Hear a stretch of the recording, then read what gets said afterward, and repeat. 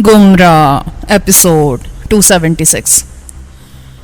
भागते हुए मैंने स्टैंड गन कंधे से उतारकर सीधी कर ली थी ताकि जरूरत पड़ती उसे इस्तेमाल किया जा सके।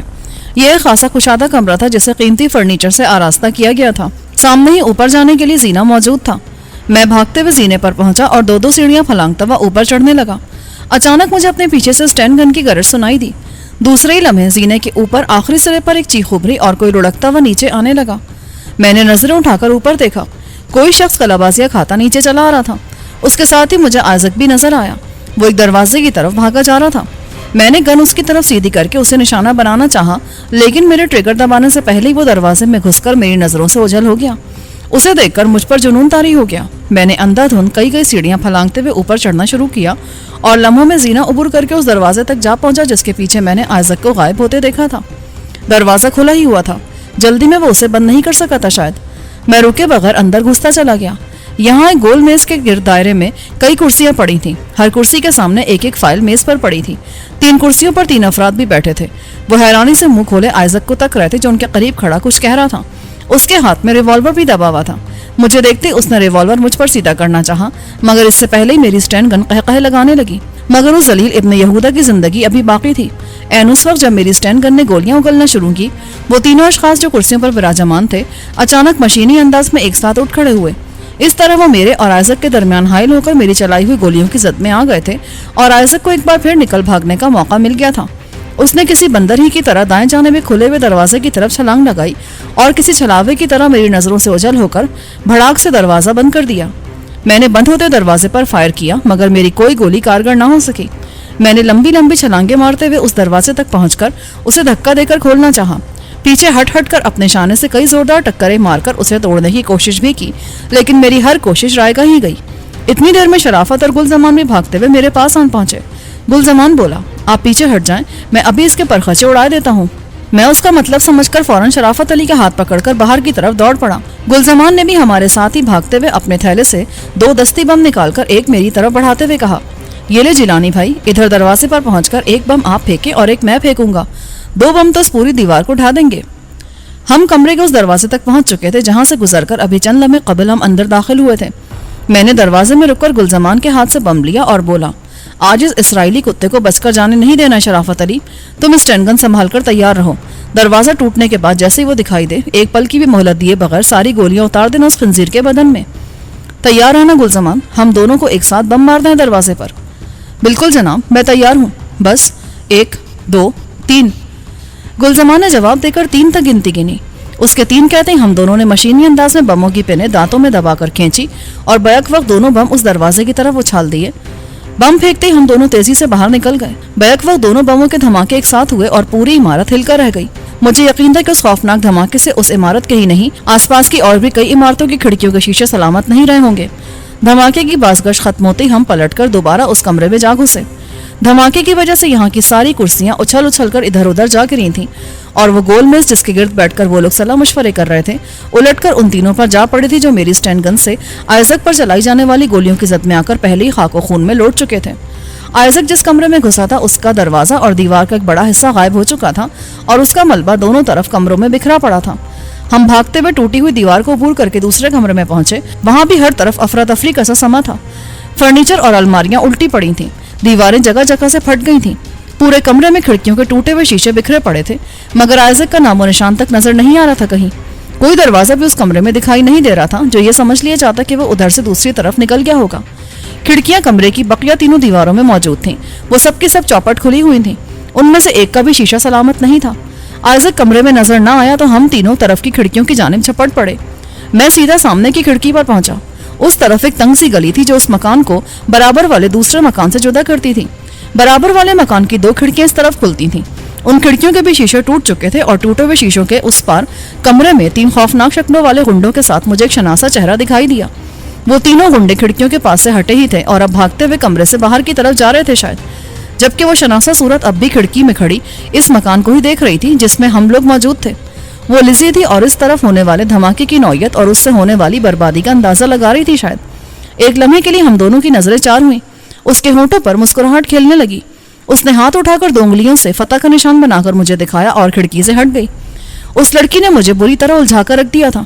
کچھ سمجھ میں نہیں آتا تھا کہ میں اسے کیا سمجھوں. میں اسے ایک کمرے کے گوشے میں غائب ہوتے دیکھ رہا تھا کہ شرافت علی نے آواز دے کر کہا, یہ دیکھو جیلانی, وہ اس طرف سے نیچے اترا ہے. میں بھاگ کر اس کے پاس جا پہنچا. اس طرف کھڑکی کے قریب کوئی 2 یا 3 فٹ کے فاصلے پر ایک لوہے کا زینہ بل کھاتا نیچے سے اوپر تک چلا گیا تھا. کوئی بھی شخص اس کھڑکی پر کھڑا ہو کر اس زینے تک بآسانی پہنچ سکتا تھا. اوہ, یہ تو تم ٹھیک ہی کہہ رہے ہو, چلو جلدی کرو, وہ ابھی زیادہ دور نہیں گیا ہوگا. میں یہ کہہ کر جلدی سے کھڑکی پر چڑھ گیا. ہمیں اس لوہے کے زینے کے ذریعے نیچے پہنچنے میں زیادہ دیر نہیں لگی تھی, لیکن ہمارے نیچے پہنچتے ہی اچانک پوری عمارت تاریک ہو گئی. شرافت بولا, معلوم ہوتا ہے کسی نے مین سوئچ آف کر دیا ہے. رک جاؤ جیلانی, وہ شاید اندھیرے میں کہیں گھات لگا کر بیٹھ گیا ہے. ہمارا یوں اندھا دھند آگے بڑھتے چلے جانا ٹھیک نہیں ہے. میرا تو خیال ہے اب ہمیں نکل جانا چاہیے یہاں سے. میں نے رک کر اندھیرے میں آنکھیں پھاڑ پھاڑ کر ادھر ادھر دیکھنے کی کوشش کرتے ہوئے پوچھا, کیوں, یہ کیوں کہہ رہے ہو تم؟ اس لیے کہ اس تاریکی میں اس کا مل جانا ممکن نہیں ہے, اور اب اتنے زبردست دھماکے کر کے پورے علاقے میں ہلچل مچا دینے کے بعد ہمارا زیادہ دیر تک اس مکان کی 4 دیواری میں رہنا خطرے سے خالی نہیں ہے. دھماکے کی آواز دور دور تک سنی گئی ہوگی. اس کے علاوہ علاقے کے لوگوں کی طرف سے اب تک پتہ نہیں کتنے فون پولیس اسٹیشن پہنچ چکے ہوں گے. پولیس کے آنے تک ہم یہاں نہیں ٹھہر سکتے. شرافت علی بولا, یہ تم ٹھیک کہہ رہے ہو یار, لیکن مجھے افسوس ہی رہے گا کہ آج پھر وہ ابلیس کا بچہ بچ نکلا میرے ہاتھوں سے. پرواہ نہ کرو, ہم نے ان کے کئی اہم آدمی ٹھکانے لگا دی. آج ناکام تو نہیں جائیں گے نا ہم, جلدی اس کا بھی جھٹکا کر دے میں کامیاب ہو جائیں گے ہم انشاءاللہ. کب تک بچتا رہے گا وہ ہمارے ہاتھوں سے, ایک نہ ایک دن تو. اچانک اندھیرے میں سے گولی سنسناتی ہوئی ہم دونوں کے درمیان سے گزر گئی. شرافت اپنی بات ادھوری چھوڑ کر پھرتی سے زمین پر گر گیا. مجھ سے بھی غیر ارادی طور پر یہی حرکت سرزد ہوئی تھی. میں شرافت کے ساتھ زمین پر اوندھے منہ لیٹ گیا. تب مجھے خیال آیا کہ یہ گولی ہماری طرف کیسے آ گئی تھی. کسی نے بے آواز ریوالور استعمال کیا تھا, مگر اس ریوالور نے میری طرف گولی کیسے اگل دی تھی. یہ خیال آتے ہی میں نے دوسرے ہاتھ سے اس ہاتھ کی انگلی کو ٹٹولا جس میں عالیہ کی دی ہوئی طلسمی انگوٹھی پڑی رہتی تھی. حیرت یہ تھی مجھے کہ اس کی موجودگی میں کوئی ریوالور کارگر کس طرح ہو گیا. لیکن اس وقت میری حیرت 2 چند ہو گئی جب مجھے پتا چلا کہ میری انگلی بالکل خالی ہے, انگوٹھی اس میں موجود ہی نہیں ہے. میں نے بوکھلاہٹ میں جلدی جلدی دونوں ہاتھوں کی ایک ایک انگلی دیکھ ڈالی, لیکن انگوٹھی کا کہیں نشان تک موجود نہ تھا. پتہ نہیں وہ کب اور کہاں غائب ہو گئی تھی. میں نے اپنے ذہن پر زور دے کر یہ یاد کرنے کی بہت کوشش کی کہ انگوٹھی میں نے کب اتاری تھی انگلی سے, اور اگر اتاری تھی تو اس کو رکھا کہاں تھا, مگر اپنی انتہائی کوشش کے باوجود مجھے یاد نہ سکا. جو بات مجھے یاد تھی وہ یہ تھی کہ میں نے کبھی بھی کسی موقع پر اپنے ہاتھ سے انگوٹھی کو جدا نہیں کیا تھا. میں نے دل ہی دل میں خدا کا شکر ادا کیا کہ شرافت علی کو زمین پر گرتے دیکھ کر بے اختیار میں بھی نیچے گر گیا تھا. اگر مجھ سے یہ حرکت سرزد نہ ہوتی اور میں حسب عادت انگوٹھی کے زوم میں اس فائر کرنے والے کی طرف بڑھتا چلا جاتا تو اس رات میری تدفین کا سامان ضرور ہو جاتا, اور عائزہ کو ختم کرنے کی خواہش میرے ساتھ ہی قبر کی تاریکی میں اتر جاتی. میں اسی شش و پنج میں مبتلا تھا کہ چند قدم کے فاصلے پر ایک سائے کو حرکت کرتے دیکھ کر میں نے اپنی اسٹینڈ گن سیدھی کرنا چاہی, مگر اس کے استعمال کی نوبت ہی نہ آ سکی. مجھ سے پہلے کسی نے میرے دائیں جانب سے اس سائے پر گولی چلا دی. وہ ہمارے اس قدر نزدیک آ چکا تھا کہ گولی چلانے والے کا نشانہ خطا ہو جانے کا امکان ہی نہیں رہا تھا. گولی چلتے وہ کرا کر پیچھے الٹ گیا. این اسی لمحے میرے بائیں جانب سے اسٹین گن گنگنا اٹھی. میں نے چلنے والے سائے سے چند ہی قدم پیچھے 2 اور سایوں کو چھل کر گرتے دیکھا. پھر کئی دوڑتے ہوئے قدموں کی بھاری آوازیں دور ہوتی سنائی دی. میں نے اندازے سے ان آوازوں کی طرف فائر جھونک مارا. ایک ہلکی سی چیخ سن کر میں نے سمجھ لیا کہ میں بھی دشمن کو کم کرنے میں کامیاب ہو گیا ہوں. میں نے مدھم آواز میں شرافت علی اور گلزمان سے کہا, اٹھ کر اندازے سے اس طرف دوڑ لگا دو جدھر ہمارا ٹرک کھڑا ہے, اب یہاں رکنا خطرے سے خالی نہیں ہے. یہ کہہ کر میں اٹھا اور پلٹ کر پیچھے کی طرف بھاگ کھڑا ہوا. ان دونوں نے بھی میری تقلید کی تھی. ابھی ہم زیادہ دور نہیں گئے تھے کہ پیچھے سے کتوں کے غرانے کی آوازیں سنائی دینے لگی. میں نے پیچھے مڑ کر دیکھا, کتے ہم سے کافی دور تھے. این اسی لمحے عمارت کی تمام روشنیاں جل اٹھیں اور مجھے وہ 4 کتے نظر آ گئے جو ہماری طرف لپ کے چلے آ رہے تھے. دشمن نے ہمیں کتوں کے ذریعے گھیرنے کی کوشش کی تھی. گلزمان بھاگتے بھاگتے رک گیا. اس کے منہ سے ایک بار پھر وہی آواز نکلی جو کتوں پر سحر طاری کر دیتی تھی. آواز کے نکلتے کتوں کی غرہٹ ختم ہو گئی. 4 کتے اپنی اپنی جگہ کھڑے ہو کر گلزمان کو تکنے لگے. گلزمان نے ہونٹوں سے سیٹی بجاتے ہوئے ایک ہاتھ کو یوں حرکت دی جیسے کوئی چیز عمارت کی طرف پھینکی ہو. کتوں نے ایک لمحے کو گلزمان کو دیکھا اور پھر پلٹ کر عمارت کی طرف دوڑ پڑے. گلزمان واپس مڑ کر بولا, بھاگ لے جلدی سے, اب یہ کتے اب کسی کو ہمارے پیچھے نہیں آنے دیں گے. ہم بھاگتے ہوئے عمارت کا چکر کاٹ کر جس جگہ نکلے وہ عمارت کا سامنے والا حصہ تھا. وہاں بہت تیز روشنی ہو رہی تھی. روشنی دیکھ کر ہمیں اپنی غلطی کا احساس ہوا تو ہم وہیں رک گئے. شرافت بولا, یہ تو ہم غلط سمت میں آ گئے ہیں, واپس پلٹو یار. میں نے عمارت کے ایک دروازے کو دیکھتے ہوئے کہا, نہیں, واپس گئے تو مارے جائیں گے, دشمن ادھر ہی موجود ہے. اس دروازے سے عمارت کے اندر گھس جاؤ اور جو بھی نظر آئے اسے گولیوں سے چھلنی کرتے ہوئے عمارت کی پشت پر پہنچنے کی کوشش کرو. وہ میری بات سنتے ہی جھپٹ کر اس دروازے میں گھس گیا۔ یہ ڈرائنگ روم معلوم ہوتا تھا۔ کمرے کے وسط میں کھانے کی میز لگی تھی۔ دیواروں کے ساتھ شوکیس دھرے تھے جن میں چینی کے برتن وغیرہ کبھی قرینے سے رکھے گئے ہوں گے۔ اس وقت تو سب ٹکڑوں میں بٹے باہر فرش پر پھیلے ہوئے تھے۔ یہ یقیناً ان بم کے دھماکوں کا نتیجہ تھا جو میں نے اور گلزمان نے اوپر کا دروازہ توڑنے کے لیے استعمال کیے تھے۔ اس کمرے میں اس دروازے کے علاوہ جس سے ہم اندر آئے تھے 2 دروازے اور بھی تھے۔ ایک بالکل ہمارے سامنے تھا اور دوسرا دائیں جانب۔ ہم سامنے والے دروازے کی طرف بڑھ گئے۔ یہ خاصا آراستہ ڈرائنگ روم تھا، لیکن اس وقت یہاں بھی ابتری پھیلی نظر آ رہی تھی ہر سو۔ اس کمرے کے چاروں طرف ہی دروازے تھے۔ بائیں جانے والا دروازہ تو یقیناً سامنے ہی کی طرف لے جاتا ہمیں۔ سامنے والے دروازے سے کتوں کے غرانے اور کئی آدمیوں کے چیخنے چلانے کی آوازیں ہم تک پہنچ رہی تھیں۔ چنانچہ ہم دائیں طرف والے دروازے کی جانب بڑھ گئے۔ میرا اندازہ تھا کہ اس طرف سے ہم مکان کے عقبی حصے میں ضرور پہنچ جائیں گے۔ میرا اندازہ بالکل ٹھیک ہی تھا۔ ہم اس دروازے سے گزر کر جس کمرے میں پہنچے وہ وہی کمرہ تھا جس میں سے اوپر جانے کے لیے زینہ بنا ہوا تھا۔ اس کمرے سے ہم باہر نکلے تو ہمارے سامنے ہی وہ دیوار تھی جس پر رسی کی سیڑھی لٹکا کر ہم یہاں آئے تھے۔ میں نے ادھر ادھر نظریں دوڑائیں۔ یہاں میدان بالکل صاف تھا۔ دروازے سے کچھ دور تک خون کے بڑے بڑے دھبے نظر آ رہے تھے۔ یہ خون انہی دونوں کا تھا جن پر ہم کتے چھوڑ کر اندر گھسے تھے، لیکن اس لمحے نہ کتے وہاں نظر آ رہے تھے اور نہ ہی ان دونوں کا کچھ پتہ تھا۔ ہم بھاگتے ہوئے اس طرف بڑھتے چلے گئے جہاں ہم نے دیوار پر سیڑھی لٹکائی تھی۔ سیڑھی دیوار کے ساتھ اسی طرح لٹکی ہوئی تھی۔ ہم باری باری کسی دشواری سے گزرے بغیر ٹرک پر واپس پہنچ گئے۔ گلزمان نے پول سے لگی ہوئی سیڑھی وہاں سے ہٹا کر ٹرک کے اگلے حصے سے لگا کر کھڑی کر دی۔ اس دوران شرافت علی نے رسی کی سیڑھی دیوار سے کھینچ کر ٹرک میں ڈال دی۔ آس پاس کے مکانوں کی کھڑکیوں میں سے بہت سے مرد اور عورتیں کھڑے ہمیں دیکھ رہے تھے، لیکن ہم ان کی طرف توجہ دیے بغیر ٹرک کے اگلے حصے میں جا گھسے۔ میں نے فوراً ڈرائیونگ سیٹ سنبھال کر ٹرک اسٹارٹ کر کے آگے بڑھا دیا۔ گلی سے نکلتے ہوئے اچانک پولیس کی ایک جیپ ہمارے سامنے آ گئی۔ اسے دیکھ کر مجھے ایک جھٹکا سا لگا۔ ایک پل کے لیے میرا پاؤں بریک پر پڑا تھا، لیکن دوسرے ہی پل میں نے پاؤں ہٹا کر ٹرک کی رفتار اور بڑھا دی۔ جیپ کے ڈرائیور کو اس کی توقع نہیں تھی کہ کوئی پولیس کی جیپ کو رونتے ہوئے آگے بڑھنے کی جرات کر سکتا ہے۔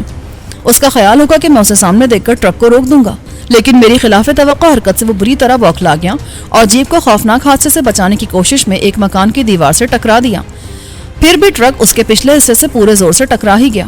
جیپ الٹ کر دیوار کے ساتھ جا لگی تھی، لیکن پھر بھی گلی تنگ ہونے کی وجہ سے ٹرک سے الگ نہ جا سکی اور ٹرک اسے رگیدتا ہوا گلی سے باہر نکل آیا۔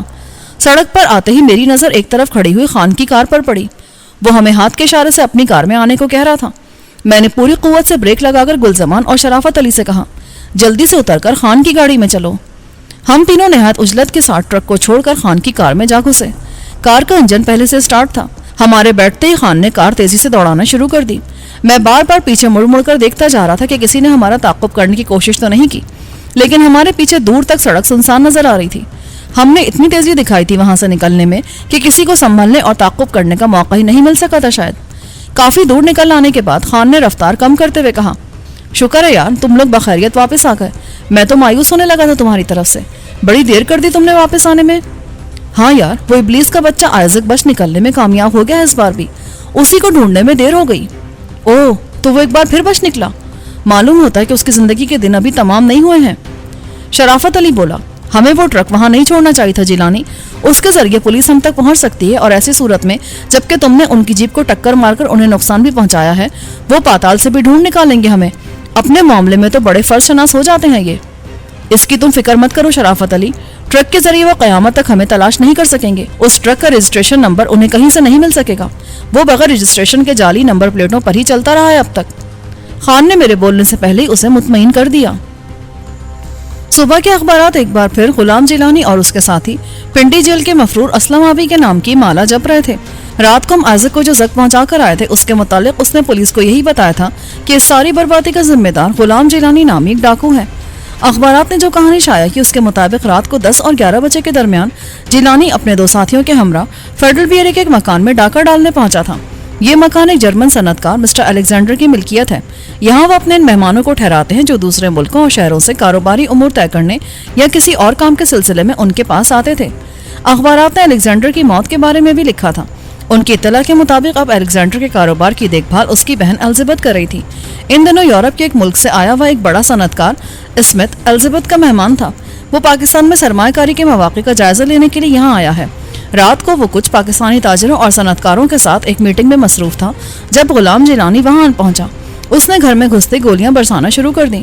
اسمتھ کے ساتھ میٹنگ میں شریک 3 تاجر، ایک صنعت کار اور 2 الزبتھ کے محافظ موقع پر ہی ہلاک ہو گئے۔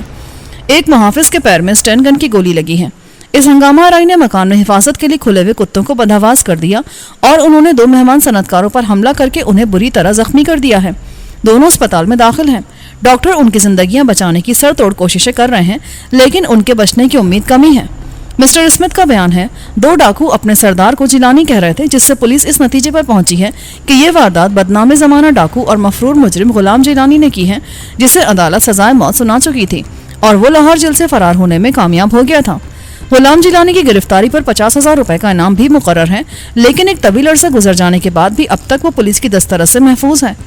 اس کے بعد اخبار میں پولیس کی نااہلی اور میرے ماضی کے قصے خوب نمک پلش لگا کر شائع کیے تھے۔ ایسے واقعات اور قتل و ڈاکہ زنی کی ایسی وارداتیں میرے نامہ اعمال میں درج کر دی تھیں جن کی مجھے خبر تک نہ تھی۔ فیروز یہ ساری تفصیل پڑھ کر بولا، یار جیلانی، تمہیں تو ان لوگوں نے ہیرو بنا ڈالا کسی فلم کا، اور یہ اسمتھ کون ہے بھائی جس نے پولیس کے سامنے تمہارا نام لیا ہے؟ اس ذلیل ابن یہود آئزک کے سوا اور کون ہو سکتا ہے؟ اس کمینے نے اپنا نام بدل کر پولیس کو بیان دیا ہوگا۔ ہاں، شاید تم ٹھیک کہہ رہے ہو، اور وہ تمہاری لزی بیگم، اسے الیگزینڈر یعنی جیرالڈ کی بہن بنا کر یہاں اس کا کاروبار اس کے سپرد کر دیا ہے ان لوگوں نے۔ یہ بات تو ہمیں آج اخبار کے ذریعے ہی معلوم ہوئی ہے۔ لزی نے تو تمہیں کچھ نہیں بتایا تھا اس بارے میں۔ ان لوگوں کا کوئی بھروسہ نہیں ہے بھائی، پل بھر میں کچھ سے کچھ بن جاتے ہیں یہ۔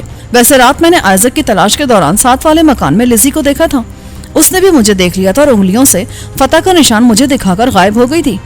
اچھا، وہ برابر والے مکان میں موجود تھی اس وقت؟ فیروز حیرانی سے بولا، یار یہ لڑکی تو ہمارے لیے معمہ بن کر رہ گئی ہے۔ ہاں، اس کی تو کچھ سمجھ نہیں آ رہی، کچھ پتہ نہیں چل رہا کہ کس کھاتے میں ڈالا جائے، کون سے خانے میں رکھا جائے اسے۔ ایک طرف تو ان ابلیس زادوں کی ایسی معتمد خاص ہے کہ اسے یہاں جیرالڈ کا جانشین بنا دیا گیا ہے اور اس کی بہن بنا کر یہاں کا کاروبار اس کے حوالے کر دیا ہے۔ دوسری طرف لیزی کا ایک روپ یہ ہے ہمارے سامنے کہ اس نے پیشگی اطلاع دے کر شرافت علی کے خلاف آئزک کی کارروائی کو ناکام بنا دیا اور پھر ہمارے ہاتھوں اسے شدید قسم کی زخمی پہنچا دی۔ اس کے بارے میں جو معلومات مجھے سان فرانسسکو میں گریگری نے فراہم کی تھی اس کے مطابق تو وہ کٹر قسم کی یہودن ہے جسے اسرائیل کے بدنام زمانہ محکمے موساد نے بچپن ہی سے سخت تربیت دے کر اسرائیلی مفادات کے لیے کام کرنے کو تیار کیا ہے۔ سان فرانسسکو سے یہاں تک اس کا ہر عمل اس کی تائید کرتا رہا ہے کہ گریگری کی اطلاع درست تھی، لیکن اب اچانک اس کا ایک بالکل نیا روپ ہمارے سامنے آیا ہے جس نے الجھا کے رکھ دیا ہے ہم سب کو۔ اس طرح تو ہم مارے جائیں گے کسی دن۔ ہمیں اس کے بارے میں کوئی فیصلہ کر ہی لینا چاہیے، اور یہ فیصلہ کوئی اتنا آسان کام نہیں ہے۔ کسی نتیجے پر پہنچنے کے لیے تمہیں ایک بار اس سے مل کر صاف صاف باتیں کر لینا چاہیے۔ فیروز بولا، ہاں میرا بھی یہی خیال ہے۔ خان نے کہا، کہیں ایسا نہ ہو کہ ہم کوئی فیصلہ کر بیٹھیں جس پر ہمیں بعد میں پچھتانا پڑے۔ ہاں یار، تم لوگ ٹھیک کہتے ہو، اس کے بارے میں کسی اندھیرے میں نہیں رہنا چاہیے، ہمیں ایک بار سب کچھ کھل کر سامنے آ جانا چاہیے۔ لیکن میرا خیال ہے یاروں کہ وہ جس طرح ہم سے متعارف ہوئی ہے، یعنی جو نقش اول ہمارے دلوں میں کندہ ہو چکا ہے اس کی طرف سے، اس کے بعد اس کی کسی بات پر اعتبار نہیں آ سکے گا۔ ہمیں اس کے ہر عمل کو ہم شک و شبے کی نگاہ سے ہی دیکھتے رہیں گے۔ ہاں، تمہاری یہ بات بھی ٹھیک ہی لگتی ہے، مگر پھر بھی اس اونٹ کو تو کسی کروٹ بٹھانا ہی پڑے گا ہمیں۔ فیروز بولا، اس مسئلے پر پھر غور کریں گے کسی وقت جب سب لوگ اکٹھے ہوں گے۔ ابھی میں ذرا آبی کے پاس جا کر اس کی خبر لے آؤں، ورنہ وہ قیامت کھڑی کر دے گا میرے لیے۔ وہ بیچاری فردوسی بیگم تنہا ہے اس کی خبر گیری کرنے کے لیے، ذرا اس کی ڈھارس بھی بندھاتے رہنا چاہیے ہمیں۔ آبی کی زبان کو تو تم جانتے ہی ہو، کیسے کیسے گل کھلاتی رہتی ہے، عاجز کر دیا ہوگا اس نے اس غریب کو۔ میں نے اٹھتے ہوئے کہا، ہاں چلو میں بھی چل رہا ہوں تمہارے ساتھ، تمہارا دوست تو بہت دلچسپ آدمی ہے۔ ہم آبی کے پاس پہنچے تو وہ مجھے دیکھتے ہی چلایا، اوئے جیلانی، یہ رات تم لوگوں نے پھر شب خون مار دیا اس فرزند اسرائیل پر۔ میں نے اس کے قریب بیٹھتے ہوئے کہا، ہاں یار، مجھے افسوس ہے اس بات کا کہ وہ کتا آئزک پھر بچ گیا میرے ہاتھوں سے۔ پھر بھی تم لوگوں نے اچھا خاصا نقصان تو پہنچا دیا انہیں۔ اخبارات میں جو رودات چھپی ہے اس سے تو یہی ظاہر ہوتا ہے کہ بہت سے آدمی تم مار آئے ان کے۔ ایسا صاحب اس سے پہلے کہاں دیکھا ہوگا انہوں نے؟ اور یہ میرا نام کس لیے شامل کر دیا گیا اس مارکارائی میں؟ یہ تو اخبار والوں کی اپنی کارگزاری ہے، تو جانتا تو ہے کتنے بوجھ بھلکڑ ہوتے ہیں یہ لوگ، بات سے بات جوڑ کر پوری کہانی بنا لیتے ہیں۔ انہیں آئزک نے میرے بارے میں بتایا ہوگا۔ اخبار والے یہ تو جانتے ہی ہیں کہ غلام جیلانی اور اسلم آبی ہر جگہ وارداتیں شانہ بشانہ ہی کرتے ہیں، چنانچہ میرے ساتھ 2 آدمیوں کا ذکر سن کر انہوں نے فوراً یہ سمجھ لیا ہوگا کہ ان میں سے ایک کا نام اسلم آبی ہے۔ ان بیچاروں کو کیا معلوم کہ آبی آج کل اللہ کے نام پر جھولی پھیلانے کی ریہرسل میں مصروف ہے۔ بک نہیں ہوئے، کیا سمجھتا ہے تو؟ اب کیا میں کبھی ٹھیک نہیں ہو سکوں گا؟ یہ خیال اپنے دل سے نکال دے۔ آج میں خود چل کر باتھ روم تک گیا تھا اپنے پیروں پر، اللہ نے چاہا تو میں جلدی بھاگتا دوڑتا بھی نظر آؤں گا تجھے۔ اچھا، یہ تو نے بڑی اچھی خبر سنائی ہے بھائی، میں تو سمجھ رہا تھا کہ تیری لمبی چھٹی ہو گئی ہے۔ تو غلط سمجھ رہا تھا بیٹے، اب تک کوئی ایسا زخم دریافت نہیں ہو سکا جو آبی کی لمبی چھٹی کرا دے۔ آبی سینہ پھلا کر بولا، میں نے آبی سے پوچھا وہ فردوسی بیگم کدھر چلی گئی آبی؟ وہ کہیں دکھائی نہیں دے رہی۔ آبی بولا جائے گی کہاں وہ تجھے چھوڑ کر، وہ تو اب تیرے نام لکھ دی گئی ہے پیارے، مجھے تو رشک آتا ہے تیری قسمت پر جیلانی تو بہت برا ہے، تجھے اپنے سوا کچھ دکھائی نہیں دیتا، ایسی وفا کی بندی خلوص بیگم کا حال جاننے کی بھی فرصت نہیں ملتی تجھے۔ فیروز نے فوراً اس کی ہاں میں ہاں ملائی۔ ہاں بھائی جیلانی، ایسا نہیں کرنا چاہیے تمہیں، اس کا خیال ضرور رکھا کرو تم، آبی نے ٹھیک کہا ہے۔ اچھا یار اب ختم کرو قصہ، میں پوچھ رہا تھا کہ وہ ہے کہاں؟ ہے کہاں بھائی، یہیں کہیں کسی جگہ جنت پر اپنا حق تسلیم کرانے میں مصروف ہوگی، تیرا دل بہت بے چین ہے اس سے ملنے کو، تو بلا دوں۔ میں نے فیروز سے کہا چلو بھائی فیروز اٹھو یہاں سے، اس پر شیطان کے کسی چیلے نے قبضہ کر رکھا ہے اس سمے، یہ کوئی قاعدے کی بات نہیں کرے گا اس وقت، ہم چل کر شرافت علی کی خیریت معلوم کریں فون پر۔ آئزک نے پولیس کے سامنے میرا نام لیا ہے تو اسے کسی نہ کسی طرح یہ بھی خبر کر دی گئی ہوگی کہ میرا ٹھکانہ ان دنوں شرافت علی کا جمشید روڈ والا بنگلہ ہے۔ یہ خیال ابھی ابھی آیا مجھے، یہ حقیقت بھی تھی کہ مجھے بس اچانک ہی یہ خیال آ گیا تھا اس گھڑی۔ میری بات سن کر فیروز بھی چونک پڑا۔ یہ تو تمہیں بہت ہی پتے کی بات سوچی ہے جیلانی، میں خبر پڑھنے کے بعد سے اب تک اسی پر غور کر رہا تھا کہ آئزک نے کسی خاص مقصد کے بغیر تمہارا نام نہیں لیا ہوگا پولیس کے سامنے، لیکن وہ مقصد میری سمجھ میں نہیں آ رہا تھا، اب بات سمجھ میں آئی ہے، وہ تمہارے ساتھ شرافت علی کو بھی پولیس کے چکر میں الجھا کر اپنی راہ سے ہٹا دینا چاہتا ہے، بڑی گہری چال چلی ہے اس نے، ایک تیر سے دو شکار کرنے کی کوشش کی ہے۔ ہم تیزی سے آبی کے پاس سے اٹھ کر چلے آئے، میں نے واپس آتے ٹیلی فون اٹھا کر شرافت علی کے نمبر ڈائل کیے، دوسری طرف سے فون کسی لڑکی نے ریسیو کیا، اور جب اسے معلوم ہوا کہ میں شرافت علی سے بات کرنا چاہتا ہوں تو اس نے فوراً ریسیور شرافت علی کو تھما دیا، وہ شاید کہیں قریب ہی موجود تھا اس وقت۔ میں نے اس سے اپنے خدشے کا اظہار کیا تو وہ ہنس کر بولا بہت دیر میں یہ خیال آیا ہے تمہیں، یہاں تو معاملہ نمٹ بھی چکا ہے میرے بھائی، میں ابھی تمہارے پاس آنے کو گھر سے نکل رہا تھا، بہرحال 15 منٹ انتظار کرو، میں ادھر ہی آ رہا ہوں، وہیں آ کر اس کی تفصیل بتاؤں گا تمہیں۔ ٹھیک ہے میں انتظار کر رہا ہوں، یہ کہہ کر میں نے ریسیور رکھ دیا۔ کیا ہوا، کیا بات ہوئی ہے، تم نے تو دو ہی باتیں کر کے فون رکھ دیا؟ فیروز نے پوچھا۔ وہ یہیں آ رہا ہے، کہہ رہا تھا مجھے بہت دیر میں خیال آیا اس بات کا، شاید پولیس وہاں پہلے ہی پہنچ گئی تھی۔ اچھا کوئی گڑبڑ والی بات تو نہیں ہے؟ نہیں ایسی شاید کوئی بات نہیں ہوئی، وہ کہہ رہا تھا کہ اس نے معاملہ نمٹا دیا ہے۔ میں نے فیروز کو جواب دیا